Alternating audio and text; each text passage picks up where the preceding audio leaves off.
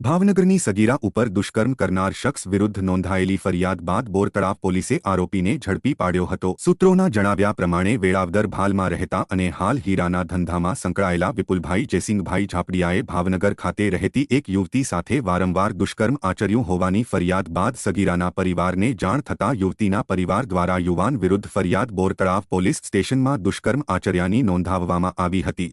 જ્યારે બોરતળાવ પોલીસે દુષ્કર્મ આચરનાર વિપુલભાઈ જયસિંહભાઈ ઝાપડિયાને ઝડપી ધોરણસરની કાયદેસરની કાર્યવાહી હાથ ધરી હતી।